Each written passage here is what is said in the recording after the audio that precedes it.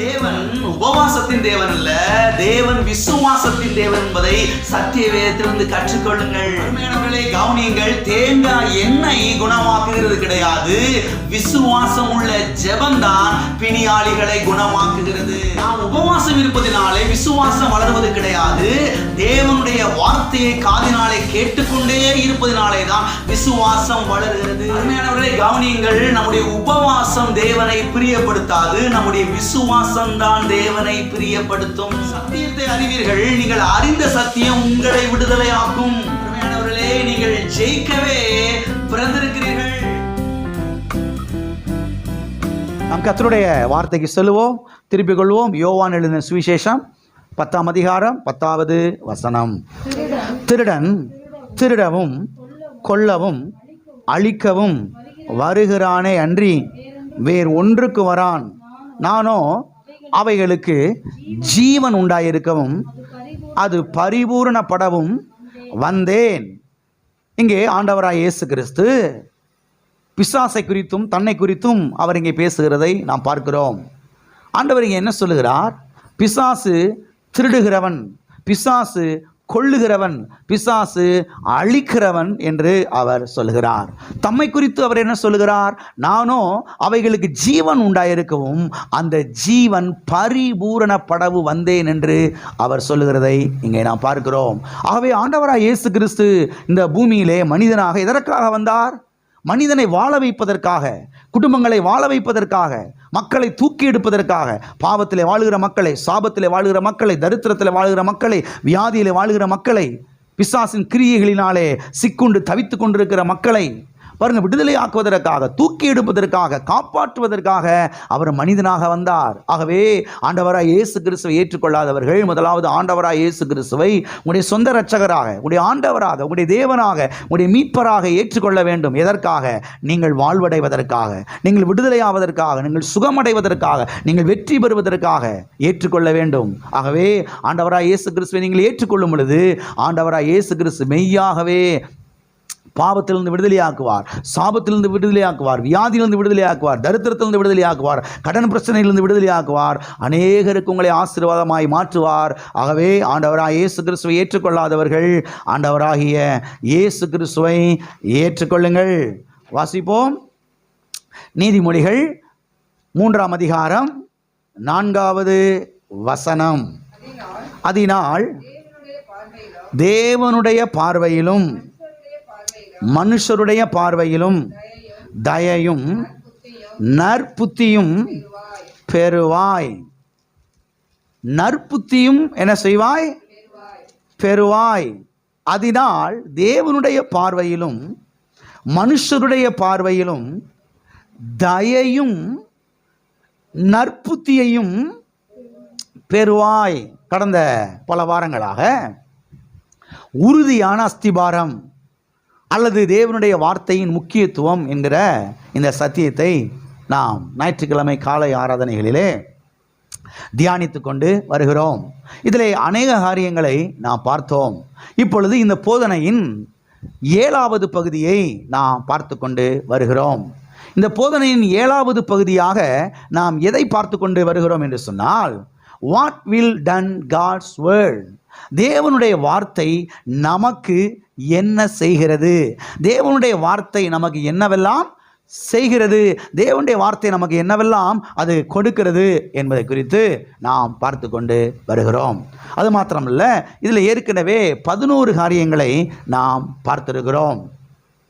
இன்றைக்கு 12வது காரியத்தை நாம் பார்க்க போகிறோம். கர்த்தருடைய வார்த்தை நமக்கு செய்கிற 12வது காரியம் என்ன? கர்த்தருடைய வார்த்தை நமக்கு தயையையும் நற்புத்தியையும் அது உண்டாக்குகிறது. கர்த்தருடைய வார்த்தை என்ன செய்கிறது? தயை, ஃபேவர், தயையும் நற்புத்தியையும், நல்ல புத்தி. என்ன புத்தி? குட் கேரக்டர், நல்ல குணம், நல்ல புத்தி, அதை நமக்குள்ள என்ன செய்கிறது? உண்டாக்குகிறது. இன்னைக்கு பாருங்க, பெற்றோர்லாம் வந்து சொல்றாங்க இல்லையா, பாஸ்டர் ஜெபம் பண்ணுங்க பாஸ்டர், நல்ல புத்தி இவனுக்கு வரணும். ஜெபம் பண்றோம், கர்த்தர் உதவி செய்கிறாரு. ஆனால் இன்னைக்கு நம்ம அது ஆழமாய் கவனிக்க போகிறோம். நற்புத்தி எப்படி உண்டாகிறது, நற்புத்தி எப்படி வருது ஒரு மனுஷனுக்கு? நல்ல எண்ணங்கள், உயர்ந்த எண்ணங்கள், விசாலமான எண்ணங்கள், அந்த வெற்றியின் எண்ணங்கள், அந்த நல்ல புத்தி எப்படி வருது என்பதை குறித்து தான் இன்றைக்கு நாம் பார்க்க போகிறோம். ஆகவே கர்த்தருடைய வார்த்தை நமக்கு செய்கிற இந்த 12வது காரியம் என்னவென்று சொன்னால், கர்த்தருடைய வார்த்தை நமக்கு தயையையும் நற்புத்தியையும் அது உண்டாக்குகிறது. எத்தனை பேருக்கு நல்ல புத்தி வேணும்னு விருப்பப்படுறீங்க? ஆமென். நற்புத்தி மிக மிக மிக ஒரு மனிதனுக்கு அவசியமாக இருக்கிறது. பிள்ளைகளை வளர்ப்பதற்கு, குடும்பத்தை நடத்துவதற்கு, ஒரு வியாபாரத்தை பண்ணுவதற்கு, ஒரு பிஸ்னஸை பண்ணுவதற்கு, ஒரு தொழிலை பண்ணுவதற்கு, ஒரு ஊழியத்தை செய்வதற்கு, வாழ்க்கையில் எல்லா காரியங்களையும் பாருங்க சரியாய் செவ்வையாய் ஒழுங்காய் அழகாய் அதை செய்து முடிப்பதற்கு ஒரு தனிப்பட்ட மனுஷனுக்கு நற்புத்தி அவசியமாய் இருக்கிறது, நல்ல புத்தி அவசியமாய் இருக்கிறது. மறுபடியும் இந்த வசனத்தை நான் வாசிக்கிறேன், எல்லாரும் கவனியுங்கள். நீதிமொழிகள் 3ஆம் அதிகாரம் 4வது வசனம். அதனால் தேவனுடைய பார்வையிலும் மனுஷருடைய பார்வையிலும் தயையும் நற்புத்தியும் பெறுவாய். இந்த வசனம் என்ன சொல்லுகிறது? அதனால் தேவனுடைய பார்வையிலும் மனுஷனுடைய பார்வையிலும் நற்புத்தியையும் தயையையும் நீ பெறுவாய் என்று சொல்லப்பட்டிருக்கிறது. அருமையானவர்களே, நீங்கள் கவனிக்க வேண்டும். அதனாலே என்றால் எதினாலே? எதினாலே நீ தேவனுடைய பார்வையிலும் மனுஷனுடைய பார்வையிலும் நற்புத்தியையும் தயை நீ பெறுவாய்? இதுக்கு பதில் இதுக்கு முந்தின வசனத்தில் இருக்கிறது. 3ஆம் வசனம், நீதிமொழிகள் 3ஆம் அதிகாரம் 3ஆம் வசனம். கிருபையும் சத்தியமும் உன்னை விட்டு விலகாது இருப்பதாக, நீ அவைகளை உன் கழுத்திலே பூண்டு அவைகளை உன் இருதயமாகிய பலகையில் எழுதிக்கொள். அப்ப 4ஆம் வசனத்தில் சொல்லப்பட்டிருக்கிறது, அதனாலே நீ தேவனுடைய பார்வையிலும் மனுஷனுடைய பார்வையிலும் நற்புத்தியும் தயையும் பெறுவாய். அப்படின்னா அதுக்கு பதில் இந்த 3ஆம் வசனம் சொல்லுகிறது, எதினாலே? கிருபையினாலேயும் சத்தியத்தினாலேயும். அதான் பதில். கிருபையும் சத்தியமும் உன்னை விட்டு விலகாதிருப்பதாக, அதனாலே நீ தேவனுடைய பார்வையிலும் மனுஷனுடைய பார்வையிலும் எதையும் பெறுவாய்? தயையும் நற்புத்தியையும் பெறுவாய். அப்ப எது நம்மை விட்டு விலகாதிருக்க வேண்டும்? கிருபையும் சத்தியமும். அவைகளை உன் கழுத்திலே பூண்டு, அவைகளை உன் கழுத்திலே பூண்டு. அந்த நகையை எடுத்து அணிந்து கொள்றதை போல, செயின் எடுத்து கழுத்தில் போடுறது மாதிரி கர்த்தர் சொல்றாரு, அவைகளை உன் கழுத்தில் போட்டுக்கின்றாரு. எதை? இந்த கிருபையையும் சத்தியத்தையும். எதையும்? கிருபையையும் சத்தியத்தையும் உன் கழுத்தில் போட்டுக்கின்றாரு, உன் கழுத்தில் மாட்டிக்கின்றாரு, உன் கழுத்தில் அதை பூண்டுகொள் என்று சொல்லுகிறார். எல்லாம் இருக்கிறீங்களா? அவைகளை உன் இருதயமாகிய பலகையில் எழுதிக்கொள். எதில் எழுதிக்கொள்? உன் இருதயமாகிய பலகையிலே எழுதிக்கொள் என்று சொல்லுகிறார். எதை இருதயமாகிய பலகையில் எழுதிக்கொள்ள சொல்றாரு? இந்த கிருபையையும் இந்த சத்தியத்தையும் எதில் எழுத சொல்றாரு? இருதயமாகிய பலகையிலே எழுதிக்கொள்ள சொல்றாரு. சரி, விஷயத்துக்கு வரும்.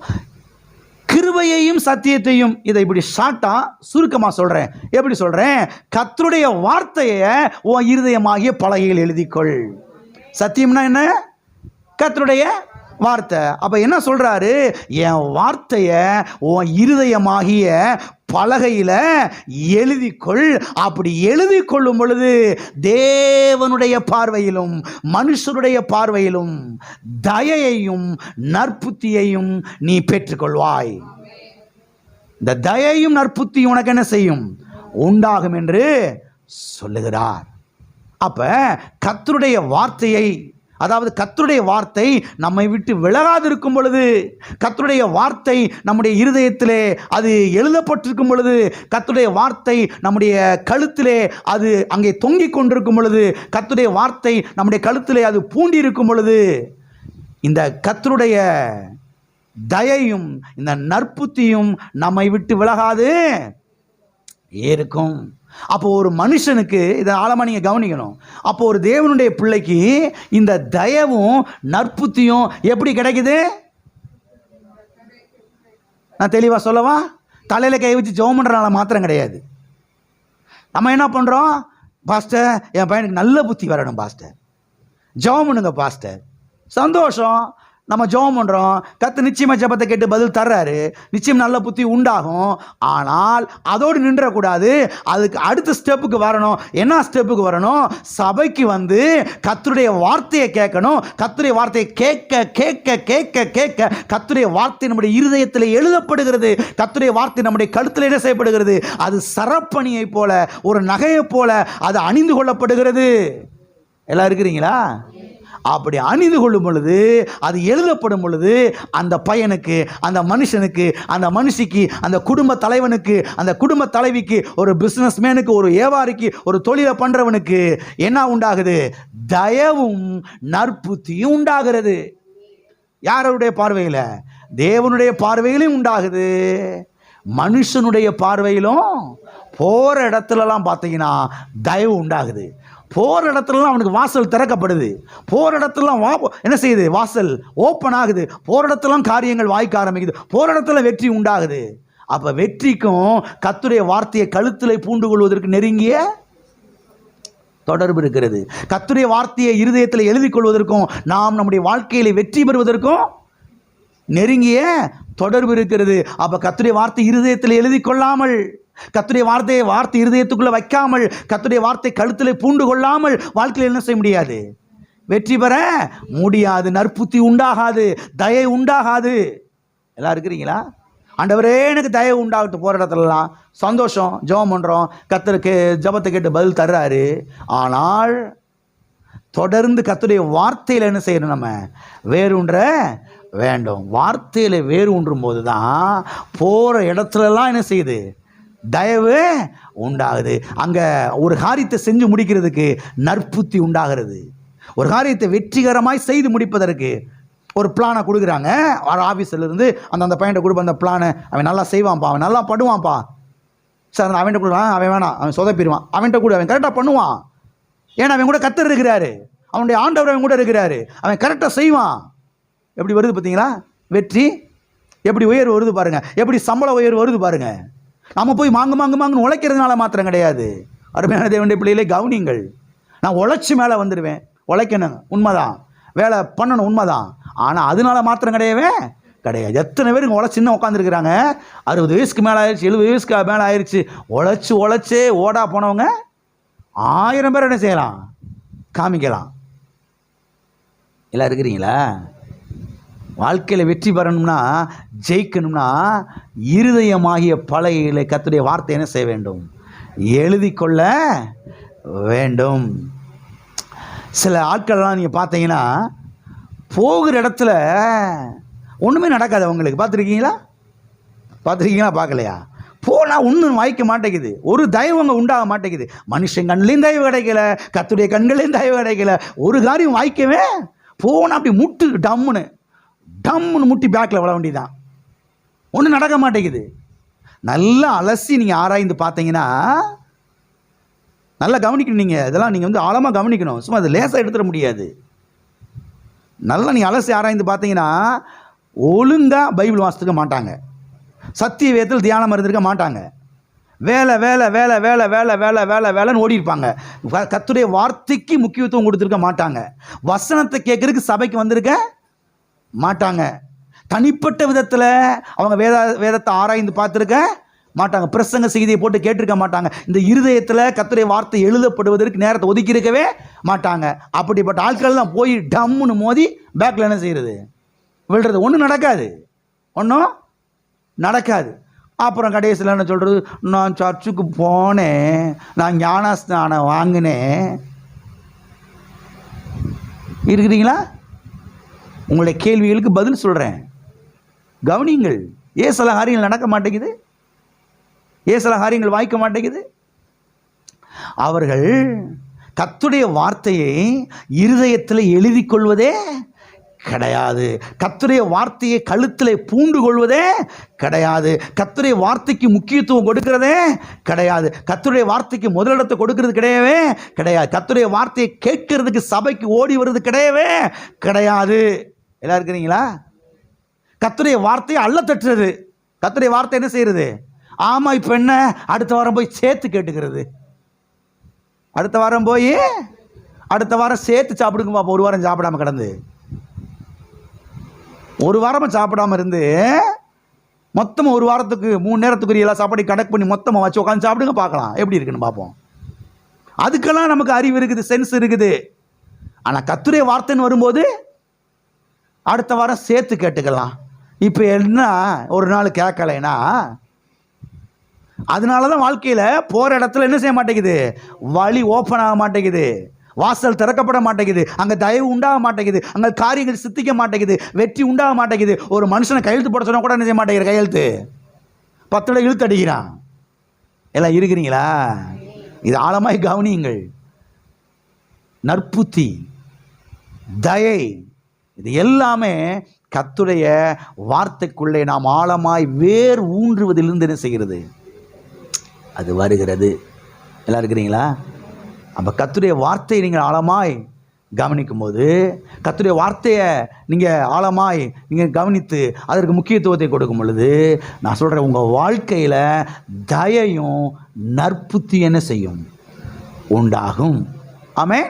அப்போ கர்த்தருங்க சொல்கிறாரு, என் வார்த்தையை உன் இருதயத்தில் என்ன செய்து கொள், எழுதிக்கொள். எல்லாம் சொல்லுங்க, கர்த்தருடைய வார்த்தையை இருதயத்திலே எழுதி கொள்ள வேண்டும். எப்படி பாஸ் எழுதுறது? பேனா வச்சு எழுதுறது. பேனா வச்சு எழுதுறது இருதயத்தை 2 கிழிச்சு, வயிற்று 2 கிழிச்சு அங்கே பேனா வச்சா எழுத முடியும்? இதை எப்படி எழுதுறது? எல்லாம் இருக்கிறீங்களா? இந்த 3ஆம் வசனம் சொல்லுகிறது, கர்த்தருடைய வார்த்தையை உன் இருதயமாகிய பலகையில் எழுதிக்கொள். எங்கே எழுதிக்கொள்? இருதயமாகிய பலகையில். சரி, இருதயமாகிய பலகையிலே எப்படி எழுதி கொள்வது? இருதயமாகிய பலகையிலே எழுதி கொள்வது என்றால் எவ்வாறு எழுதி கொள்வது? எவ்வாறு எழுதி கொள்ள முடியும்? வாசிப்போம். சங்கீதம் 45:1. என் இருதயம் நல்ல விசேஷத்தினால் பொங்குகிறது, நான் ராஜாவை குறித்து பாடின கவியை சொல்லுகிறேன். என் நாவு விரைவாய் எழுதுகிறவனுடைய எழுத்தாணி. என்னுடைய நாவு ஸ்பீடா எழுதக்கூடிய பேனா. என்னுடைய நாவு.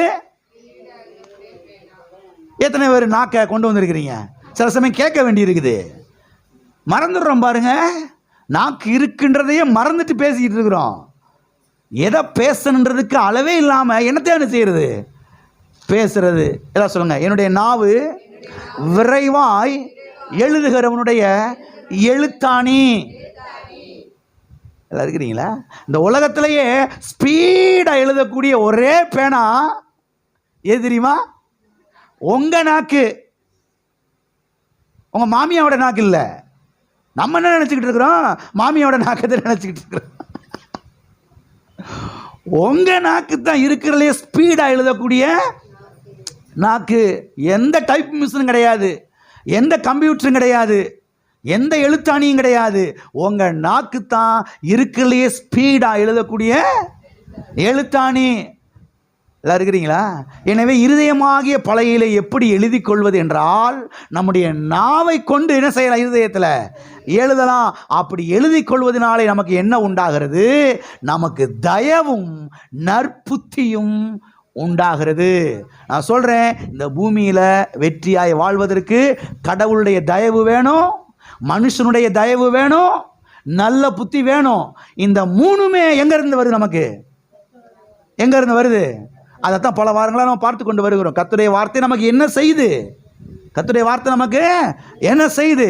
அப்போ கர்த்தருடைய வார்த்தையை எடுத்து கழுத்திலே பூண்டு கொள்ளும் பொழுது, கர்த்தருடைய வார்த்தை இருதயத்தில் எழுதி கொள்ளும் பொழுது, கர்த்தருடைய வார்த்தைக்கு முக்கியத்துவம் கொடுக்கும் பொழுது, கர்த்தருடைய வார்த்தையை ஃபோக்கஸ் பண்ணும் பொழுது, கர்த்தருடைய வார்த்தையை நம்முடைய வாயில வைத்து பேசும் பொழுது கர்த்தருடைய வார்த்தை நம்முடைய இருதயமாகிய பலகையில் என்ன செய்யப்படுகிறது? அங்கே எழுதப்படுகிறது. அங்கே இருந்து நமக்கு தயவு என்ன செய்கிறது? உண்டாகிறது. அங்கே இருந்து நமக்கு நற்புத்தி, குட் கேரக்டர், அந்த நல்ல ஒரு ஆலோசனைகள் என்ன செய்யறது? அங்கே இருந்து நமக்கு பிறக்கிறது. எல்லாம் இருக்கிறீங்களா? ஆமென். சரி, இன்னொரு காரியத்தை பார்ப்போம். யாருடைய கண்களிலே நமக்கு தயவு உண்டாகிறது? முதலாவது தேவனுடைய பார்வையில், இரண்டாவதாக மனுஷனுடைய பார்வையில். நோவாவுக்கோ கர்த்தருடைய கண்களிலே கிருபை கிடைத்தது, தயவு கிடைத்தது. அப்ப கர்த்தருடைய வார்த்தையை நீங்க கேட்க கேட்க, கர்த்தருடைய வார்த்தைக்கு முக்கியத்துவத்தை கொடுக்க கொடுக்க, கர்த்தருடைய வார்த்தை இருதயத்தில் எழுதி கொள்ள, கர்த்தருடைய வார்த்தை கழுத்திலே பூண்டு கொள்ள முதலாவதாக யாருடைய கண்களில் தயவு? கர்த்தருடைய கண்களில் தயவு. இரண்டாவதாக யாருடைய கண்களில் தயவு? மனுஷனுடைய கண்களில் தயவு. போற இடங்கள்லாம் அந்த மனுஷன் கூப்பிட்டு நமக்கு வேலை கொடுக்குறான். போகிற இடங்கள்லாம் அந்த மனுஷன் கூப்பிட்டு, இதை செய்யுங்க சார், உங்களுக்கு நான் பண்ணுறேன், இதை செய்யுங்க, அதை பண்ணுங்க, வா பாருங்க, அங்கங்கே காரியங்கள் என்ன செய்ய ஆரம்பிக்குது? நடக்க ஆரம்பிக்குது. அந்த ஃபேவர் உண்டாகுது. இதெல்லாம் எப்படி வருது? எங்கேருந்து வருது? ஆவிக்குரிய ஜனங்கள், தேவனுடைய பிள்ளைகள், மறுபடியும் பிறந்தவர்கள், சபையின் ஜனங்களை ஆழமாக கவனிக்கணும். ஒன்றும் நடக்க மாட்டேங்குதே பாஸ்டர், எல்லாம் அப்படி முட்டி டம்முன்னு பொத்துனுக்கு பின்னாடி விழுகிறமே, ஒன்றும் வாய்க்க மாட்டேங்குது, ஒன்றும் நடக்க மாட்டேங்குது அப்படின்னு சொன்ன உடனேயே, அப்படின்ற அந்த இடத்துக்கு நீங்கள் சூழ்நிலைக்கு வந்த உடனேயே ஒரு காரியத்தை நீங்கள் சரியாய் புரிந்து கொள்ளணும், கவனிக்க வேண்டும். என்னன்னா, நாம் வேத வசனத்தில் வேரூன்றாமல், வேத வசனத்தை கவனிக்காமல், ஃபோக்கஸ் பண்ணாமல், வழி விலகி எங்கேயே நின்றுக்கிட்டு இருக்கிறோம். அதனால என்ன செய்ய மாட்டேங்குது? ஒன்றுமே. இப்போ உடனேயே அங்கேயும் ஓடாமல் ரூமை பூட்டிக்கிட்டு தேவ சமூகத்துக்கு வந்து வேதத்தை திறந்து உட்காந்து மணிக்கணக்கில் வேதத்தை வாசிக்க ஆரம்பிக்கணும். வசனத்துக்கு முக்கியத்துவத்தை கொடுக்கணும். இதில் ஆழமாக போகும்போது மறுபடியுமாக தேவனுடைய கண்களில் தயவு, மனுஷனுடைய கண்களில் தயவு, நற்புத்தி என்ன செய்ய ஆரம்பிக்குது? உண்டாக ஆரம்பிக்கிறது. எல்லாம் இருக்கிறீங்களா? அப்போ வாலிபர்களை, பிள்ளைகளை பாருங்கள், வேதத்தை வாசிக்க வைக்கணும். ஏன்னா அப்போ தான் அந்த பிள்ளைங்க வெற்றி பெறுவாங்க. எல்லாம் இருக்கிறீங்களா? அப்போ தான் வாழ்க்கையில் வெற்றி அவர்கள் வெற்றியை அடைய முடியும். ஆகவே கர்த்தருடைய வார்த்தை நமக்கு செய்கிற 12வது காரியம் என்ன? கர்த்தருடைய வார்த்தை நமக்கு தயையையும் நற்புத்தியையும் என்ன செய்கிறது? உண்டாக்குகிறது. ஆமென். ஓகே, இப்பொழுது கர்த்தருடைய வார்த்தை நமக்கு செய்கிற 13வது காரியத்தை நாம் பார்க்கலாம். கர்த்தருடைய வார்த்தை நமக்கு செய்கிற 13வது காரியம் என்னவென்று சொன்னால், கர்த்தருடைய வார்த்தை நமக்குள்ளே இருக்கிற அந்த பேக்குத்தனங்களை, அந்த பேதைத்தனங்களை, அந்த கூறுகட்ட காரியங்களை வெளியேற்றி நமக்கு ஞானத்தை கொடுக்கிறது, நம்மை ஞானியாக மாற்றுகிறது. ஏன் பாஸ்டர், ஞானி ஆகணும்னா பிஹெச்டி படிக்க வேணாமா? என்ன ஹெச்டி? நீங்கள் ஒரு ஹெச்டியும் படிக்க வேணாம். எல்லாம் இருக்கிறீங்களா? ஒரு ஹெச்டி என்ன செய்ய வேணாம்? படிக்க வேணாம். கர்த்தருடைய வார்த்தையை கவனிங்க. 1000 பிஹெச்டி வாங்கினதுக்கு சமானம் அது. 1000 பிஹெச்டி அதுக்கெல்லாம் ஒன்றுங்க, அதுக்கு ஈக்குவலே ஆகாது. எல்லாம் இருக்கிறீங்களா? கர்த்தருடைய வார்த்தை நமக்கு செய்கிற காரியம் என்னன்னா, நமக்குள்ளே இருக்கக்கூடிய அந்த பேக்குத்தனங்களை, பேதைத்தனங்களை, கூறுகட்ட காரியங்களை, அந்த ஒரு மாதிரியா ஒன்றுமே தெரியலையா, எனக்கு ஒன்றும் விவரமே பத்தலையா சொல்லுவாங்க நம்ம ஊரில். ஒன்றும் விவரம் பத்தலை சார், அதை பற்றி நமக்கு ஒன்றுமே தெரியலை அப்படின்னு சொல்லுவாங்க பாருங்க. அந்த இதெல்லாம் போய் எல்லாம் விளங்க ஆரம்பிச்சிடும், எல்லாம் புரிய ஆரம்பிச்சிடும். அந்த காரியத்தை குறித்து ஒரு தெளிவு வந்துடும், அந்த காரியத்தை குறித்து நல்ல ஒரு வெளிச்சம் வர ஆரம்பிக்கிறோம். அப்புறம் அதை போய் நீங்கள் செஞ்சீங்கன்னா அங்கே வாழ்க்கையில் ஒரு பெரிய வெற்றி என்ன செய்ய முடியும்? நீங்கள் பார்க்க முடியும். வாசிப்போம். சங்கீதம் 19:7. கர்த்தருடைய வேதம் குறைவற்றதும் ஆத்துமாவை உயிர்ப்பிக்கிறதுமாயிருக்கிறது. கர்த்தருடைய சாட்சி சத்தியமும் பேதையை ஞானியாய் ஆக்குகிறதுமாய் இருக்கிறது. கர்த்தருடைய சாட்சி பேதையை, பேதைகளை, பேக்குகளை, ஒன்றும் அறியாதவர்களை, பேதை என்றால் ஒன்றும் அறியாதவர்கள் என்று அர்த்தம். எல்லாம் இருக்கிறீங்களா? பேதைகள் என்றால் ஒன்றும் அறியாதவர்கள் என்ற அர்த்தம். பேதைகள் என்று சொன்னால் படிக்காதவங்க அர்த்தம் கிடையாது. படித்தவங்களுக்கு சில காரியங்கள் வழங்கலையே. உண்மையா இல்லையாங்க? எவ்வளோ படிச்சிருக்கிறான்? இன்ஜினியர் படிச்சிருக்கிறா, ஒன்றும் புரிய மாட்டேங்குது. குழப்பி வச்சுட்டு போயிடுறான். ஏப்பா என்னப்பா படிச்சிருக்கேன்? இன்ஜினியர் படிச்சிருக்கேன் சார். என்னடா ஒன்றும் புரிய மாட்டேங்குது? என்னடா இதுதான் இன்ஜினியராடா? இருக்கீங்களா? போயிட்டீங்களா? கவனிக்கணும். நீங்க கர்த்தருடைய சாட்சி, உமது சாட்சி என்ன செய்கிறது? பேதையை ஞானியாக்குகிறது. கர்த்தருடைய சாட்சி சத்தியமும் பேதையை ஞானியாய் ஆக்குகிறதுமாய் இருக்கிறது. இந்த வசனம் என்ன சொல்லுது?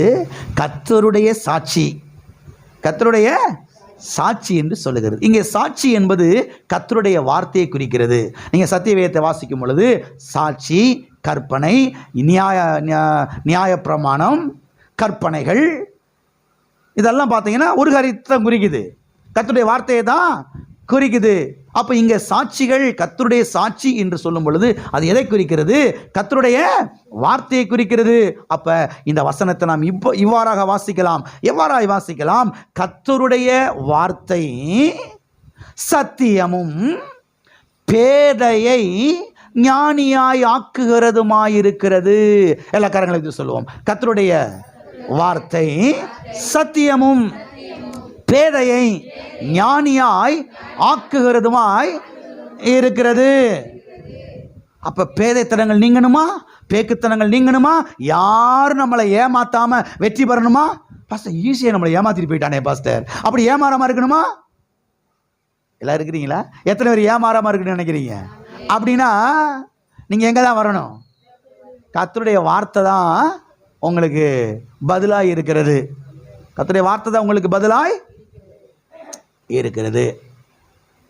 மக்கள் என்ன நினைக்கிறாங்கன்னா, இந்த யூடியூப், ஃபேஸ்புக்கு, இந்த வாட்ஸ்அப்பு, இன்னும் பல மீடியாஸ்லாம் இருக்குல்ல, சோசியல் மீடியாலாம், இதெல்லாம் போய் சில காரியத்தை பார்த்தா தான் நமக்கு சில காரியம் தெரியும்.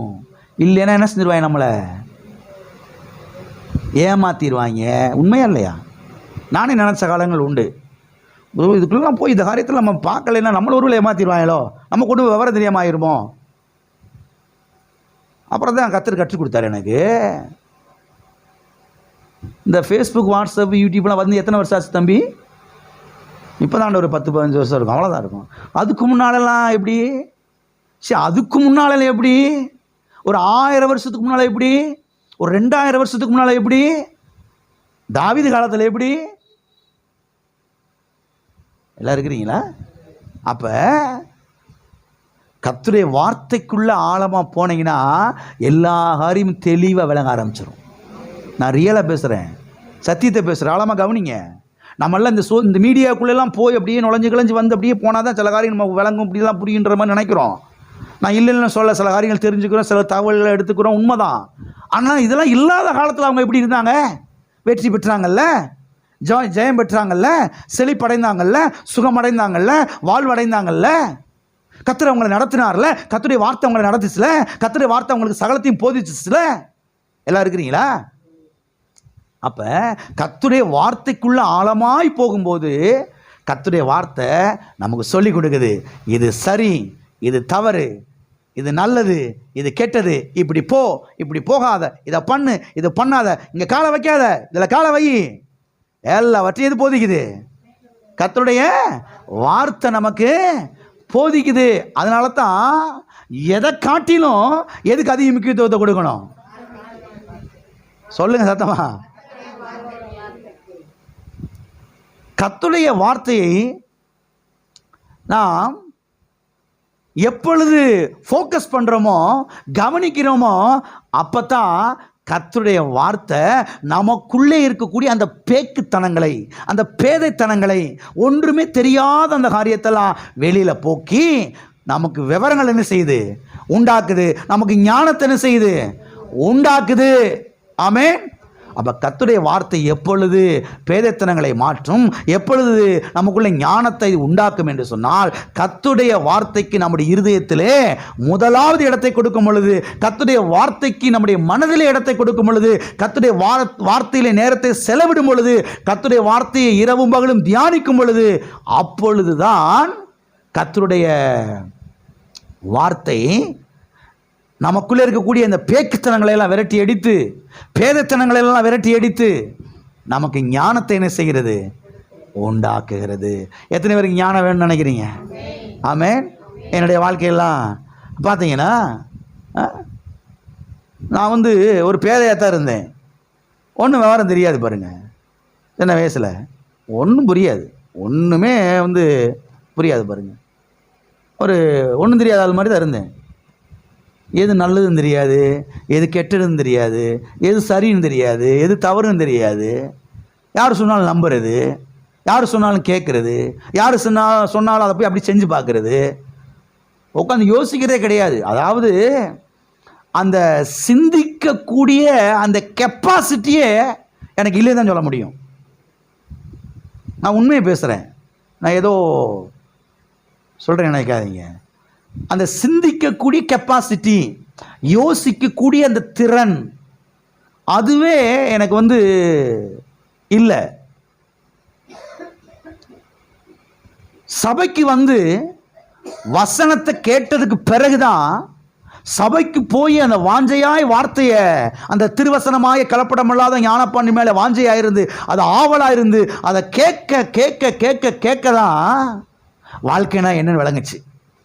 குடும்பம்னா என்ன, திருமணம்னா என்ன, புருஷன்னா என்ன, மனைவினா என்ன, பிள்ளைங்கள்னா என்ன, ஃபேமிலினா என்ன, வாழ்க்கைனா என்ன, எல்லாமே ஒன்று ஒன்றா என்ன செய்ய ஆரம்பிக்குது?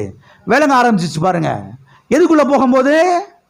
கர்த்தருடைய வார்த்தைக்குள்ள போகும்போது. கர்த்தருடைய வார்த்தையை போய் ஆழமாக கேட்க கேட்க தான் நான் ஏன் வாழணும் இந்த பூமியில், எதுக்காக வாழணும் இந்த பூமியில், யாருக்காக வாழணும் இந்த பூமியில், கர்த்தர் என்ன நோக்கத்துக்காக நம்மளை உண்டாக்கினாரு, எதுக்காக கர்த்தர் இந்த இடத்துல நம்மளை வச்சிருக்கிறாரு, நம்ம என்ன செஞ்சு முடிக்கணும், இதை குறித்தெல்லாம் ஒரு வெளிச்சம், ஒரு தெளிவு அப்போ தான் வர ஆரம்பிச்சிச்சு பாருங்க. இல்லைன்னா பாருங்க, ஒரு பேதையாத்தான் இன்ன வரைக்கும் நான் இருந்திருப்பேன். உண்மையாகவே நான் கர்த்தருடைய வார்த்தைக்காக கர்த்தரை ஸ்தோத்தரிக்கிறேன். நல்ல சபைக்காக கர்த்தரை நான் ஸ்தோத்தரிக்கிறேன். நல்ல வேலைக்கு நான் நினச்சி பார்க்குறேன். எங்கேயோ ஒரு சர்ச்சில் போய் நான் சேர்ந்துருந்தேனா, எங்கேயோ கொண்டு போய் என்னை ஒரு சர்ச்சில் போய் போட்டிருந்தாங்கண்ணா, அவங்க என்னத்தையோ பிரசங்கம் பண்ணி இன்னைக்கு நான் இருந்திருப்பேனான்னு கூட எனக்கு தெரியாது. நல்ல வேலைக்கு வளர்ந்த சபைக்காக, வார்த்தையை போதிக்கிற சபைக்காக கோடி நன்றி செலுத்துகிறேன். சில சமயங்களில் டெய்லி ஒரு 3 தடவை 4 தடவை கர்த்தாவே ஸ்தோத்திர, நல்ல சபையில் வச்சிருக்கீங்களே, உங்களுக்கு நன்றி ஆண்டவரே. நீ எங்கேயாவது நான் போய் விழுந்திருந்தேனா இன்னைக்கு எப்படி ஆயிருந்திருப்பேன்னா நான் யோசித்து பார்க்குறேன். நல்ல சபைக்காக, வார்த்தையை போதிக்கிற சபைக்காக கர்த்தரை துதிக்க வேண்டும். அதான் இருக்கிறீங்களா? அப்போ வார்த்தையை கேட்க கேட்க கேட்க கேட்க தான் ஒரு தெளிவே எனக்கு வர ஆரம்பிச்சிச்சு, ஒரு வெளிச்சமே வர ஆரம்பிச்சிச்சு. ஓ, வாழ்க்கைனா இப்படித்தானா, இதுதான் வாழ்க்கையா, இதுதான் குடும்பமா, இதுதான் அந்த காரியம் இப்படியா அப்படின்ற ஒரு தெளிவு வர ஆரம்பிச்சிச்சு பாருங்க. அதான் இன்னைக்கு நான் சொல்லிக்கிட்டு இருக்கிறேன். அப்போ கர்த்தருடைய வார்த்தையை பாருங்க, கேட்க கேட்க கர்த்தருடைய வார்த்தைக்குள்ள ஆழமாய் போக போக போக தான் எது சரி, எது தவறு, எது நல்லது, எது கெட்டது என்பது விளங்க ஆரம்பிக்கிறது. அந்த சிந்திக்கக்கூடிய திறன், சிந்திக்கக்கூடிய அந்த கெப்பாசிட்டி எல்லாம் நமக்கு வர ஆரம்பிக்குது. இல்லைன்னா ஈஸியாக நம்மளை ஒருத்தர் ஏமாத்திட்டு போயிடுவான். ஈஸியாக நம்மளை ஒருத்தர் ஏமாத்திட்டு போயிடுவான். யாரோ ஏமாத்துன்னு வரும்போது உள்ள இருந்து கர்த்தருடைய வார்த்தை பேசுது, இவன் ஏமாத்துக்காரன், வார்த்தையை விட்டுறாத, வாயை கொடுத்துடாத, எதையும் கொடுத்துடாத. சிக்னல் அடிச்சிருக்கா அப்படிலாம்? உங்களுக்கு அடிச்சிருக்குதா அப்படிலாம்? எத்தனை பேர் ஆமீன் சொல்றீங்க? அதனால தான் கர்த்தருடைய வார்த்தைக்குள்ள வரணும், கர்த்தருடைய வார்த்தைக்குள்ள ஆழமா செல்லணும். அப்ப கர்த்தருடைய வார்த்தையை கேட்க சபைக்கு வந்து வசனத்தை கேட்க கேட்க தான் அந்த ஞானம் உண்டாகுது, அந்த அறிவு உண்டாகுது, அந்த புத்தி உண்டாகுது, அந்த தெளிவு வருது, அந்த வெளிச்சம் வருது, அந்த ஒரு பிரைட்னஸ் என்ன செய்யுது அங்க உண்டாகிறது. அப்ப கர்த்தருடைய வார்த்தை நம்முடைய வாழ்க்கையில என்ன பண்ணுகிறது என்றால், பேக்குத்தனங்களை விரட்டி அடித்து, பேதைத்தனங்களை விரட்டி அடித்து நமக்கு ஞானத்தை என்ன செய்கிறது உண்டாக்குகிறது. பேதை என்றால் என்ன? ஒன்றும் அறியாதவர்கள் என்று அர்த்தம். பேதை என்றால் என்ன? வெளுத்ததெல்லாம் பால் நினைக்கிறவங்க. வெளுத்ததெல்லாம் அவங்களுக்கு மாட்டுப்பாலுக்கும் எருக்களம்பாலுக்கும் வித்தியாசம் தெரியல. மாட்டுப்பாலுக்கும் ஓ நல்லா இருக்குதே, சார் டீ போட்டு குடிக்கலாமோ? எதை? வெள்ளையாக தானே இருக்குது. எப்படி இருக்குது? வெள்ளையாக தானே இருக்குது. போடு, கெட்டியாக வேற இருக்குது, எருக்கலாம் பால் வேற. டீ நல்லா குடிக்கலாம் போல, கெட்டியா மர்கையா மண்டையை போட வேண்டியதான். கர்த்தருடைய வார்த்தைக்குள்ள ஆழமாய் போகும்போது, கர்த்தருடைய வார்த்தைக்கு செவி சாய்க்கும் பொழுது, கர்த்தருடைய வார்த்தைக்கு இருதயத்தை சாய்க்கும் பொழுது, கர்த்தருடைய வார்த்தை இருதயத்தில் எழுதப்படுவதற்கு இடம் கொடுக்கும் பொழுது, எது சரி, எது தவறு, எது நல்லது, எது கெட்டது என்பதெல்லாம் தெளிவாய் நமக்கு என்ன செய்ய ஆரம்பிக்கிறது? விளங்க ஆரம்பிக்கிறது. வாசிப்போம். சங்கீதம் 119 130. 119வது சங்கீதம் 130வது வசனம். உம்முடைய வசனத்தின் பிரசித்தம் வெளிச்சம் தந்து பேதைகளை உணர்வுள்ளவர்களாய் ஆக்கும். உம்முடைய வசனத்தின் பிரசித்தம் வெளிச்சம் தந்து. சூரியன் அப்படியே எழும்பி வருது, எழும்பி வருது, எழும்பி வருது, எழும்பி வருது. அப்படி எழும்பி வரும்போது பார்த்தீங்கன்னா இருட்டெல்லாம் மறைஞ்சு வெளிச்சம் என்ன செய்யுது? உண்டாகிறது. சத்தியவேதத்திலே பார்க்கிறோம், நீதிமானின் பாதை நடுப்பகல் வரைக்கும் அதிகமாய் பிரகாசிக்கிற சூரிய பிரகாசம் போல் இருக்கிறது. காலையில் 6 மணிக்கு சூரியன் கொஞ்சம் பிரகாசமாக இருக்குது, 7 மணிக்கு இன்னும் கொஞ்சம் பிரகாசம், 8 மணிக்கு, 9 மணி, 10 மணி, 1 மணி வரும் பொழுது முழு பிரகாசம் அங்கே தெரியுது பாருங்க. இதை போலதான் கர்த்தருடைய வார்த்தையின் பிரசித்தம் வெளிச்சம் தந்து, வசனத்தை குறித்த ஒரு வெளிப்பாடு, வசனத்தை குறித்த ஒரு அறிவு, வசனத்தை குறித்த ஒரு தெளிவு நமக்குள்ள வரும் பொழுது அப்படியே கர்த்தருடைய வசனம் வெளிச்சம் போட்டு காமிக்குது. இங்க பாரு, இதை பாரு, இதுல போய் நீ காலை வச்சா என்ன ஆகும் தெரியுமா? எதிர்காலம் இதுல போய் காலை வச்சா என்ன ஆகும் தெரியுமா? உன்னுடைய குடும்பம் பேக்கில் வா, உள்ள போய் காலை வைக்காத. கர்த்தருடைய வசனம் வெளிச்சம் போட்டு காமிக்குது. இங்க பாரு, லெஃப்ட் சைடு திரும்பாத, ரைட் சைடு திரும்பாத, இங்க போனேன்னா அப்படி உனக்கு ஆபத்து இருக்குது, இங்க போனா உனக்கு எவ்வளவு ஒரு நஷ்டம் இருக்குது அப்படின்னு கர்த்தருடைய வார்த்தை என்ன செய்யுது? அப்படியே வெளிச்சம் போட்டு காமிக்குது. கர்த்தருடைய வசனம், கர்த்தருடைய வசனத்தின் பிரசித்தம் வெளிச்சம் தந்து பேதைகளை என்ன செய்கிறது? உணர்வுள்ளவர்களாய் ஆக்குகிறது. பேதைகளை ஞானியாய் என்ன செய்கிறது? ஆக்குகிறது. இந்த வசனம் இன்னொரு மொழிபெயர்ப்பில் எப்படி வந்திருக்கிறது என்று சொன்னால், வாசிக்கிறேன், கவனியுங்கள். உம்முடைய வசனத்தின் விளக்கம் வெளிச்சம் தந்து பேதைகளை, அதாவது ஒன்றும் அறியாதவர்களை ஞானியாக்குகிறது, நுண்ணறிவுள்ளவர்களாய் ஆக்குகிறது. என்ன அறிவு? நுண்ணறிவு. அதாவது உன்னிப்பா, கண்ணுக்கு தெரியாத அளவு, தூசி அளவுக்கு கீழே ஒரு சின்னது இருக்குது, அதுவே ஒரு பெரிய ஆபத்தை உண்டாக்கிடும். அதை கூட கர்த்தருடைய வார்த்தை என்ன செய்யுது? நமக்கு வெளிச்சம் போட்டு காண்பி. நுண்ணறிவு, கூர்மையான அறிவு, கூர்மையான அறிவுள்ளவர்களாய், நுண்ணறிவுள்ளவர்களாய், ஞானம் உள்ளவர்களாய் கர்த்தருடைய வார்த்தை நம்ம என்ன செய்கிறது? மாற்றுகிறது. அப்போ வசனம் என்ன பண்ணுகிறது? வசனம் வெளிச்சம் தருகிறது. ஒரு மனுஷனுக்குள்ளே இருக்கக்கூடிய அந்த பேதைத்தனங்களை பாருங்க, கர்த்தருடைய வார்த்தை என்ன செய்கிறது? அது நீக்கி போடுகிறது. வசனத்தை குறித்த வெளிப்பாடு வரும் பொழுது, வசனத்தை குறித்த வெளிச்சம் வரும் பொழுது, வசனத்தை குறித்த அறிவு வரும் பொழுது, வசனத்தை குறித்த வெளிப்பாடு வரும் பொழுது பாருங்க, பேக்குத்தனங்கள், பேதைத்தனங்கள் நம்மை விட்டு என்ன செய்ய ஆரம்பிக்கிறது? நீங்க ஆரம்பிக்கிறது. அந்த மனுஷன், வசனத்துக்கு முக்கியத்துவம் கொடுக்கிற மனுஷன் ஞானியாய் மாறுகிறான், புத்திமானாய் மாறுகிறான், விவேகியாய் மாறுகிறான், வெற்றியாளனாய் மாறுகிறான், ஐஸ்வர்யவானாய் மாறுகிறான். பேதைகள் என்ன பண்றாங்க? எதுலையா கொண்டு போய் பணத்தை போடுறது, எதுலையாவதும் என்ன செய்யறது? பணத்தை கொண்டு போய் போடுறது. எங்க அம்மா பாருங்க, ஒரு பெரிய பேக்கு, எங்க அம்மா பெரிய பேதை, எவன்கிட்ட கொண்டு போய் காசை கொடுத்துறது, ஆயிரக்கணக்கில் கொடுத்துறது. எங்கள் அம்மாவுக்கு இன்னமும் காசு தர வேண்டி இருக்கே. அன்னைக்கும் எவன்கிட்ட போய் நம்ம கேட்குறது? இவன்ட்ட போய் வாங்குறது காசை. இன்னும் ஆயிரக்கணக்கான ரூபாய் எங்கள் அம்மாவுக்கு தரணும் அவங்கெல்லாம். இப்போ போய் கேட்டால் தருவான் நினைக்கிறீங்க? யாராவது கேட்டாலும் பணம் தள்ளி கொடுத்துறது, புருஷனுக்கு தெரியாமல் சொந்தக்காரங்களுக்கு. அங்கே ஏழை சீட்டு விடுறாங்களாம், கொட்டு சீட்டு விடுறாங்களாம். இதில் எவ்வளோ கொடுத்த எவ்வளோ பணம் வருது, அவ்வளோ பணம் கொடுத்தா வருதான்னு சொல்லி கொண்டு போய் என்ன செஞ்சிருது, பணத்தை கொடுத்துருது. அவன் கடைசியில் ஏமாற்றிட்டு யாருக்கோ கத்தர் பேசுகிறாரோ. பேக்குத்தனமாக இருக்கக்கூடாது, பேதைகளாக இருக்கக்கூடாது. கர்த்தருடைய வார்த்தைக்கு முக்கியத்துவம் கொடுக்கும் பொழுது, கர்த்தருடைய வார்த்தைக்குள்ள வரும் பொழுது, கர்த்தருடைய வார்த்தை இந்த பேக்குத்தனத்தை விரட்டி அடித்து பேதைத்தனங்களை போக்கி பணத்தை கொண்டு போய் எதில் இன்வெஸ்ட்மெண்ட் பண்ணணும், எதில் முதலீடு செய்யணும், எதை ஆரம்பிக்கணும், எந்த தொழில் ஆரம்பிக்கலாம் என்பதை குறித்து கர்த்தருடைய வார்த்தை செய்து நமக்கு வெளிச்சம் போட்டு காண்பிக்கிறது. அதனால தான் தேவனுடைய பிள்ளைகள் எதை காட்டிலும் கர்த்தருடைய வார்த்தைக்கு என்ன செய்யணும், முக்கியத்துவத்தை கொடுக்க வேண்டும். இன்றைக்கு அநேக ஆவிக்குரியவர்களை நீங்கள் பார்த்தீங்கன்னா அவங்க பேதைகளாக தான் இருக்கிறாங்க. ஏன் பேதைகளாக இருக்கிறாங்கன்னா, அவங்க கர்த்தருடைய வசனத்துக்கு முக்கியத்துவம் கொடுக்கறது கிடையாது, கர்த்தருடைய வார்த்தைக்கு முதலிடத்தை கொடுக்கறது கிடையாது, வசனத்தை கேட்கறதுக்கு என்ன செய்யறது கிடையாது, நேரத்தை ஒதுக்குறதே கிடையாது, வசனத்தை கேட்கறதுக்கு சபைக்கு வர்றது கிடையாது, கர்த்தருடைய வார்த்தையை கனப்படுத்துறது கிடையாது. எல்லாம் இருக்கிறீங்களா? ஆனால் தீர்க்க தரிசனம் கேட்கறதுக்கு போறதுக்கு ரெடி. எதுக்கு ரெடி?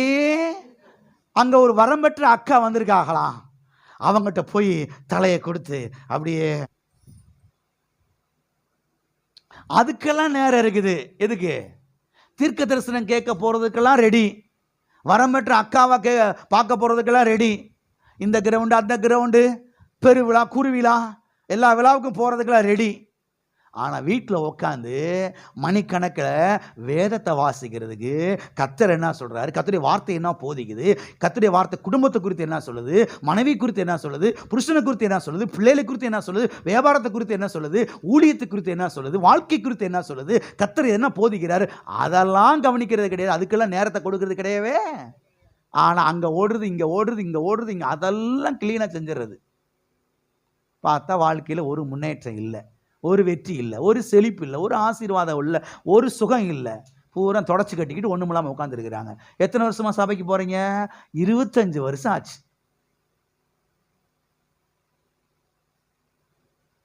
குடும்பத்தில் ஒன்றும் இல்லை. ஏன்?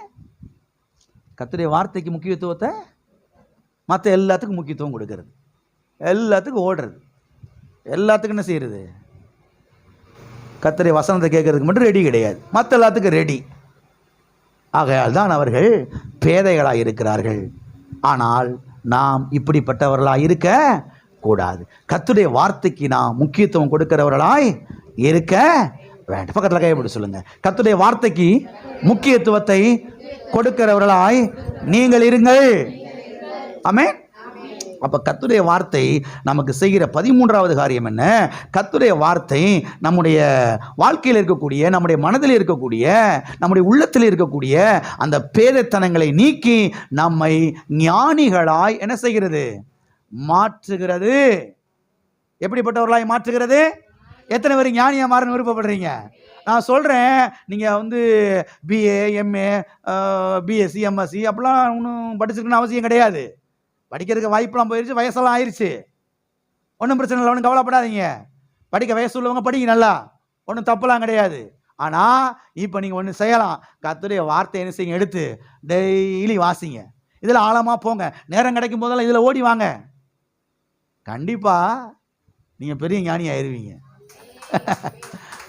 எல்லாவற்றையும் செய்து முடிப்பதற்கு கர்த்தர் தம்முடைய வார்த்தையின் மூலமாய் உங்களுக்கு ஞானத்தை என்ன செய்வார்?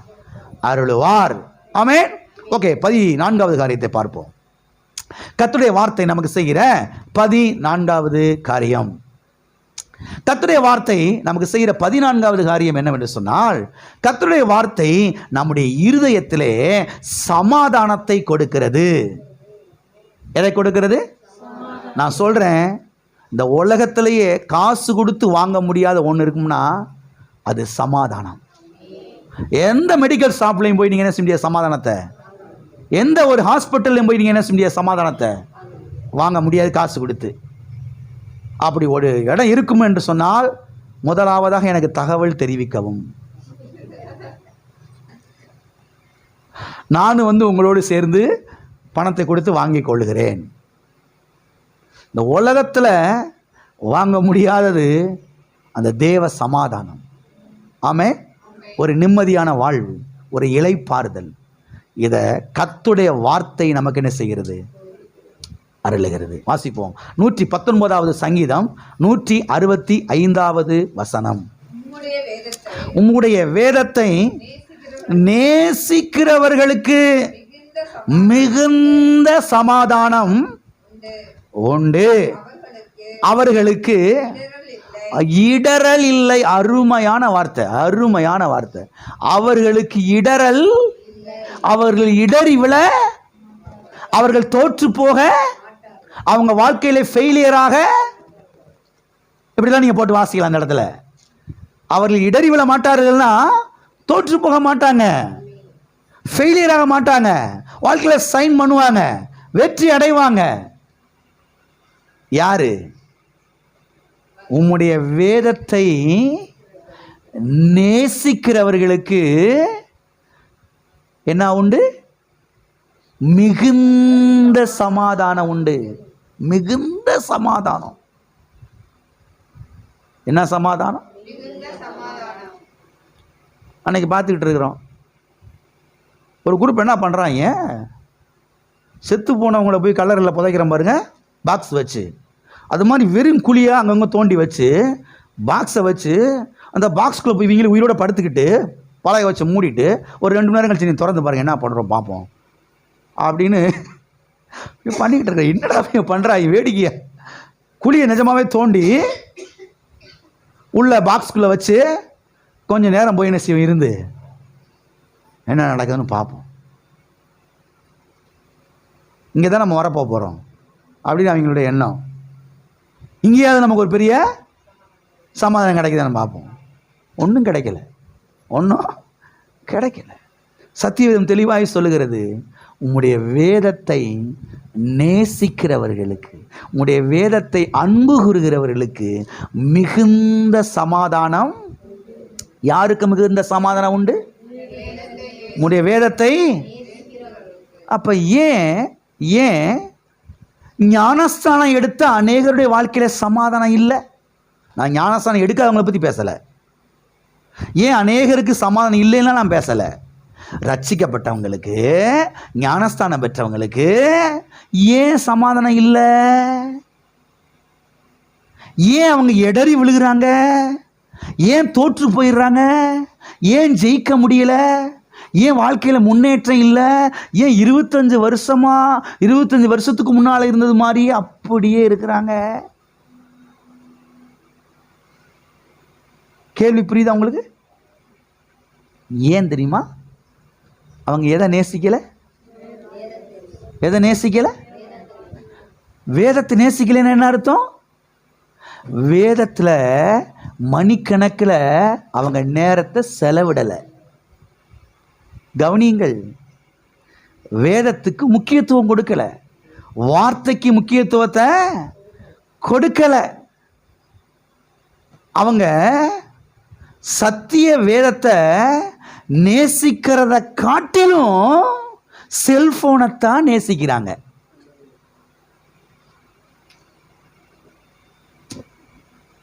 என்ன அமைதியா இருக்கிறீங்க?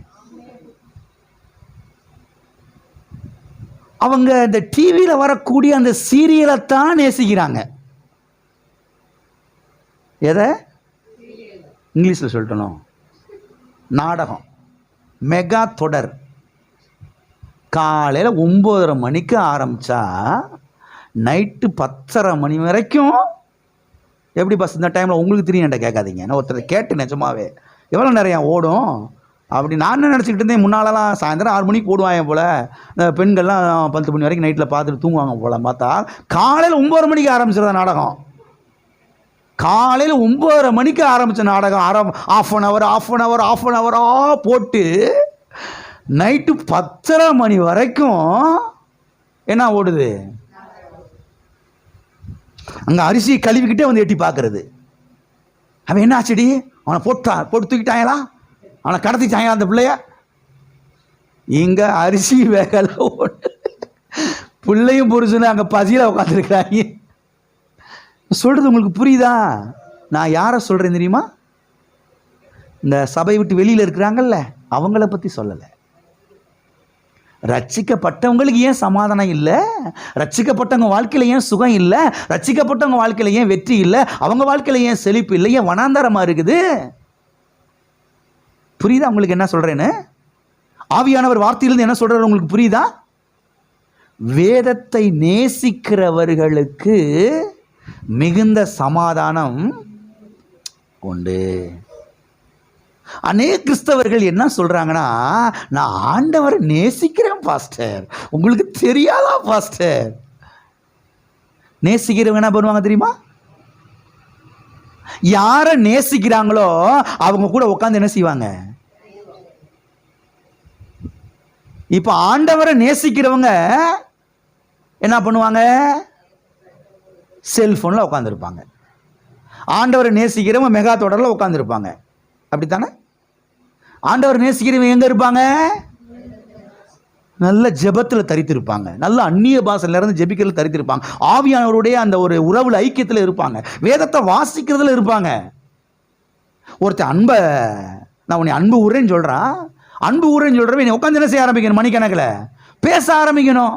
நம்ம கத்திர அன்பு ஊரன்னு சொல்லிட்டு என்ன பண்ணிக்கிட்டு இருக்கிறோம்? நேரத்தை எங்க கொண்டு போய் இன்வெஸ்ட்மெண்ட் பண்ணிக்கிட்டு இருக்கிறோம்? எங்க போய் செலவிட்டுக்கிட்டு இருக்கிறோம்? அப்படி செலவிடுறதுனால தான் வாழ்க்கையில் இடறல், தோல்வி, பயம், முன்னேற்றம் இல்லை. வாசல்கள் ஓப்பன் ஆகலை. எல்லாம் இருக்கிறீங்களா? உம்முடைய வேதத்தை நேசிக்கிறவர்களுக்கு மிகுந்த சமாதானம், அவர்கள் இடறி விழுவது. அப்போ அநேகர் சொல்றது, ஆண்டவரை நேசிக்கிறேன் பாஸ்டர், கர்த்தரை நேசிக்கிறேன் பாஸ்டர். சரி, இன்னைக்கு பைபிள் எவ்வளோ நேரம் வாசித்தீங்க? வாசிக்கல பாஸ்டர். வாசித்து 1 வாரம் ஆயிடுச்சு பாஸ்டர். எவ்வளோ நாள் ஆச்சு?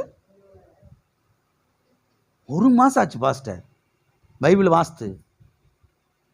ஞாயிற்றுக்கிழமை வரும்போது வந்து இந்த பைபிளை திறக்கிற மாதிரிங்க நீங்கள் வாசிக்க சொல்ல போகும்போது அப்போ திறக்கிறதோடு சரி பாஸ்டர். அப்போயும் கூட திறந்து பார்க்குறதே கிடையாது. ஏன்னா இப்போ சர்ச்சுக்கு டிவியில் அங்கே போட்டுறாங்கல்ல, அங்கேயே வசனத்தை வேற காமிச்சிடுறாங்கல்ல, அப்புறம் எதுக்கு பைபிள்? அப்பையும் திறந்து பார்க்கறது கிடையவே கிடையாது. எல்லாம் இருக்கிறீங்களா, போயிட்டீங்களா? ஒரு காரியத்தை நாம் தெளிவாய் புரிந்து கொள்ள வேண்டும். இயேசுவை நேசிக்கிறவர்களாலே சத்திய வேதத்தை வாசிக்காமல் இருக்க முடியாது. சபைக்கு வந்து வசனத்தை கேட்காமல் இருக்க. இயேசுவை நேசிக்கிறவர்கள் சபைக்கு ஓடி வருவார்கள். சத்திய வேதத்தை என்ன செய்வார்கள்? வாசித்து தியானிப்பார்கள். அவர்கள் வாழ்க்கையிலே மிகுந்த சமாதானம் இருக்கும். அவங்க இடறி விழவே மாட்டார்கள். பக்கத்தில் கையை பிடிச்சு சொல்லுங்க, இயேசுவை நீங்கள் நேசிக்கிறீர்கள் என்றால் சத்திய வேதத்தை வாசிப்பீர்கள். அப்படி வாசித்தீர்கள் என்றால் உங்களுக்கு மிகுந்த சமாதானம் உண்டாகும். நீங்கள் இடறி விழ மாட்டீர்கள். ஆமென். இடறி விழ மாட்டீர்கள். அது மாத்திரமல்ல, அநேக தேவனுடைய பிள்ளைகளின் வாழ்க்கையிலே ஏன் சமாதானம் இல்லை என்றால், அவங்க வேலை வேலை வேலை வேலை வேலை வேலை வேலை என்ன செய்றாங்க? ஓடிடுறாங்க. காலையில் எழும்பி கொஞ்ச நேரம் கூட என்ன வாசிக்கிறது கிடையாது, சத்திய வேதத்தை செய்யறது கிடையாது, வாசிக்கிறது கிடையாது. அல்லது வேலைக்கு போயிட்டு வந்து கூட என்ன செய்யறது கிடையாது, வாசிக்கிறது கிடையவே கிடையாது. எனவே தான் வாழ்க்கையில் என்ன இல்லை? சமாதானம் இல்லை. குடும்பத்தில் சமாதானம் இல்லை. அருமையான தேவனுடைய பிள்ளைகளே, நாம் இப்படிப்பட்டவர்களாக இருக்க கூடாது. நாம் சத்திய வேதத்தை என்ன செய்ய வேண்டும்? நேசிக்க வேண்டும். அதில் நேரத்தை செலவிட வேண்டும். அதை அன்றாடம் வாசிக்க வேண்டும். தேவையற்ற காரியங்களிலே நேரத்தை என்ன செய்யக்கூடாது? செலவழிக்க கூடாது. அப்பொழுதுதான் நம்முடைய வாழ்க்கையிலே மிகுந்த சமாதானம் உண்டாகும். ஆமென். எப்பொழுது நம்முடைய வாழ்க்கையில் மிகுந்த சமாதானம் உண்டாகும்? கர்த்தருடைய வார்த்தையை நாம் நேசிக்கும் பொழுது, நேசித்து அதில் நேரத்தை செலவிடும் பொழுது. ஆமென். எல்லாரும் சொல்லுங்க, கரங்களை உயர்த்தி, நான் கர்த்தருடைய வார்த்தையை நேசிக்கிறேன், எனவே கர்த்தருடைய வார்த்தையிலே நேரத்தை செலவிடுகிறேன், எனவே என்னுடைய வாழ்க்கையிலே மிகுந்த சமாதானம் உண்டு, நான் இடறி விழ மாட்டேன், நான் தோற்று போக மாட்டேன். ஆமென். வாசிப்போம் ஏசாயா 48:18. என் கற்பனைகளை கவனித்தாயானால் நலமாயிருக்கும், அப்பொழுது உன் சமாதானம் நதியை போலும், உன் நீதி சமுத்திரத்தின் அலைகளை போலும் இருக்கும். கர்த்தருங்க சொல்றாரு பாருங்க ஆதங்கத்தோடு, என் கற்பனைகளை கவனித்தாயானால் நலமாயிருக்கும், நன்றாயிருக்கும். கற்பனைகள் என்பது கர்த்தருடைய வார்த்தையை குறிக்கிறது. அப்ப இப்படி வாசிக்கலாம், என்னுடைய வார்த்தைகளை நீ கவனித்தாயானால் நலமாயிருக்கும், நீ நன்றாயிருப்பாய், நீ சுகமாயிருப்பாய் என்று சொல்லுகிறார். அப்போ சுகம் எங்க இருக்குது? சமாதானம் எங்க இருக்குது? வெற்றி எங்க இருக்குது? உயர்வு எங்க இருக்குது? வாழ்வு எங்க இருக்குது? ஐஸ்வர்யம் எங்க இருக்குது? செழிப்பு எங்க இருக்குது? கர்த்தருடைய வார்த்தைக்குள்ள. கர்த்தர் சொல்றாரு பாருங்க, என் வார்த்தையை கவனித்தால் அது உனக்கு நலமாயிருக்கும், உன் குடும்பத்துக்கு நலமாயிருக்கும், உன்னுடைய ஊழியத்துக்கு நலமாயிருக்கும், உன்னுடைய பிள்ளைகளுக்கு நலமாயிருக்கும், உன்னுடைய எதிர்காலத்துக்கு நலமாயிருக்கும், உன் சந்ததிக்கு நலமாயிருக்கும். அநேக கிறிஸ்தவர்கள் வார்த்தை கவனிக்கிறதே கிடையாது. அங்கே எங்கேயும் ஓடிடுறது, பலவிதமான காரியத்தில் கொண்டு போய் மனதை செலுத்தி, மனதை அங்கே போய் திணிச்சு அலசரிப்படுறது. பேருக்கு மாத்திரம் நான் ஞானஸ்தானம் எடுத்திருக்கிறேன், பேர் மாற்றி இருக்கிறேன். கவனியுங்கள், கர்த்தர் ஆதங்கத்தோடு சொல்ற, என் கற்பனைகளை கவனித்தாயா உனக்கு நலமாயிருக்கும், உனக்கு சமாதானம் நதியை போல என்ன செய்யும்? புரண்டு ஓடும். கரை புரண்டு தண்ணீர் போவதை போல உன் வாழ்க்கையில சமாதானம் என்ன செய்யும்? புரண்டு ஓடும் என்று கர்த்தர் இங்கே சொல்லுகிறதை நான் பார்க்கிறோம். பக்கத்தில் கையப்பட்டு சொல்லுங்க, கர்த்தருடைய வார்த்தையை நீங்கள் கவனித்தால் அது உங்களுக்கு நலமாயிருக்கும், அப்பொழுது சமாதானம் நதியை போல உங்க வாழ்க்கையிலே, உங்கள் குடும்பத்திலே புரண்டு ஓடும். ஆமென். வாசிப்ப ஏசாயா 53:5. நம்முடைய மீறுதல்களின் நிமித்தம் அவர் காயப்பட்டு, நம்முடைய அக்கிரமங்களின் நிமித்தம் அவர் நொறுக்கப்பட்டார், நமக்கு சமாதானத்தை உண்டு பண்ணும் ஆக்கினை அவர் மேல் வந்தது, அவருடைய தழும்புகளால் குணமாகிறோம். நமக்கு சமாதானத்தை உண்டு பண்ணும் தண்டனை, ஆக்கினை இயேசுவின் மேல் வந்தது. நமக்கு சமாதானத்தை கொடுப்பதற்காக இயேசு கிறிஸ்து கல்வாரி சிலுவையில் தண்டிக்கப்பட்டார். ஆகவே சமாதானம் கல்வாரி சிலுவையின் மூலமாக, இயேசு கிறிஸ்துவின் மூலமாய் நமக்கு உண்டாயிருக்கிறது. இயேசுவும் அவருடைய வார்த்தை ஒன்றே. ஆதியிலே வார்த்தை இருந்தது, அந்த வார்த்தை தேவனிடத்தில் இருந்தது, அந்த வார்த்தை தேவனாய் இருந்தது, அந்த வார்த்தை மாம்சமாகி கிருபையினாலும் சத்தியத்தினால் நிறைந்தவராய் நமக்குள்ளே வாசம் பண்ணினார். அந்த வார்த்தை தான் கல்வாரி சிலுவையிலே நமக்காக ஜீவனை கொடுத்தது, அடிக்கப்பட்டது, தண்டிக்கப்பட்டது. இயேசு கிறிஸ்து நமக்கு சமாதானத்தை கொடுப்பதற்காக அவர் தண்டிக்கப்பட்டார். ஆகவே சமாதானம் இயேசு கிறிஸ்துக்குள்ளே இருக்கிறது, அவருடைய வார்த்தைக்குள்ளே இருக்கிறது. வார்த்தையை கவனிக்கும் பொழுது, இயேசுவை கவனிக்கும் பொழுது நம்முடைய வாழ்க்கையில சமாதானம் நதியை போல புரண்டு ஓட ஆரம்பிக்கும். இன்னைக்கு மனுஷன் பாருங்க, சமாதானத்துக்காக ஒவ்வொரு நதியா ஓடுறான், ஒவ்வொரு சமுத்திரமா ஓடுறான், ஒவ்வொரு மலையா ஏறி இறங்குறான், பலவிதமான ஹரித்தை செய்யறான். பாருங்க, அருமையான தேவனுடைய பிள்ளைகளை கவனியுங்கள். சமாதானம் இயேசு கிறிஸ்துக்குள்ளே இருக்கிறது. சமாதானம் ஏதோ ஒரு பொருளுக்குள்ள இல்லை, சமாதானம் ஏதோ ஒரு வேருக்குள்ளே, ஒரு செடிக்குள்ளே இல்லை. சமாதானம் ஒரு நபருக்குள்ளே இருக்கிறது. அந்த நபர் ஆண்டவராய் இயேசு கிறிஸ்து. அந்த நபர் ஆண்டவராய் இயேசு கிறிஸ்து. நீங்கள் தேடுகிற சமாதானம், நீங்கள் தேடுகிற நிம்மதி இயேசுவினிடத்திலே உண்டு. இயேசுவை நீங்கள் அழைப்பீர் என்று சொன்னார், இயேசுவை ஆண்டவராய் ஏற்றுக்கொள்வீர் என்று சொன்னார், இந்த இயேசு கிறிஸ்து மிகுந்த சமாதானத்தினாலே உங்களை நிரப்புவார், உங்களை வாழ வைப்பார். ஆமென். ஆகவே கர்த்தருடைய வார்த்தை நமக்கு செய்கிற 14வது காரியம் என்னவென்று சொன்னால், கர்த்தருடைய வார்த்தை நமக்குள்ளே சமாதானத்தை என்ன செய்கிறது? உண்டாக்குகிறது, கொடுக்கிறது. ஆமென். மீதமுள்ள காரியங்கள் அடுத்த வாரத்தில் நாம் தொடர்ந்து பார்க்கலாம். எல்லாரும் கண்களை மூடி நாம் ஜெபிப்போம். கர்த்தாவே, உடைய வார்த்தையை நான் ஆழமாக கவனிக்க போகிறேன். உடைய வார்த்தைக்கு நான் முக்கியத்துவத்தை கொடுக்க போகிறேன். உடைய வார்த்தைக்குள்ளதான் எனக்கு ஞானம் இருக்குது, சுகம் இருக்குது, வெற்றி இருக்குது, வாழ்வு இருக்குது, ஆசீர்வாதம் இருக்குது, நற்புத்தி இருக்குது, தயை அங்கே அது மூலமாக எனக்கு உண்டாகுது. எல்லாமே உடைய வார்த்தை மூலமாக எனக்கு கிடைக்குதுன்னா நான் எதுக்கு அங்கங்கே ஓடணும்? இன்றைக்கி அநேக கிறிஸ்தவர் அங்கங்கே ஓடுறது மாதிரி நான் எதுக்கு அங்கங்கே ஓடணும்? எல்லாமே ஒரே இடத்துல கிடைக்குதுன்னா நான் பாட்டுக்கு அங்கே உட்கார போகிறேன். எங்கே? கர்த்தருடைய வார்த்தையில் கதவை பூட்டிக்கிட்டு மணி கணக்கில் உடைய வேதத்தை தியானிக்க போகிறேன், வேதத்தை வாசிக்க போகிறேன். இதுக்குள்ளே ஆழமாக நான் போகிறேன். ஏன்னா எல்லாமே ஒரே இடத்துல கிடைக்குதே. எதுக்கு அங்கங்கே ஓடிக்கிட்டு நேரத்தையும் காலத்தையும் வருஷங்களையும் வேஸ்ட் பண்ணிக்கிட்டு உடைய வேதத்தை ஆராய்ச்சி பண்ண போகிறேன். எனக்கு மிகுந்த சமாதானம் உண்டாகணும், நான் ஜெயிக்கணும், நான் வெற்றி பெறணும், நான் வாழணும். ஓ ஹல்லேலூயா, ஹல்லேலூயா. என்னுடைய வார்த்தையை கவனித்தாயான நலமாயிருக்கும். அநேக கிறிஸ்தவர்கள் கர்த்தருடைய வார்த்தையை கவனிக்கிறதே கிடையாது. கர்த்தருடைய வார்த்தையை அள்ள தட்டுறது, தூக்கி எறிகிறது, அதுக்கு முக்கியத்துவம் கொடுக்கறதே கிடையாது. எனவே தான் சமாதானம் இல்லை, இடறி போயிடுறாங்க, வெற்றி இல்லை, வாழ்வு இல்லை, சுகம் இல்லை, ஐஸ்வர்யம் இல்லை, தரித்திரம், கடன் பிரச்சனை, வறுமை.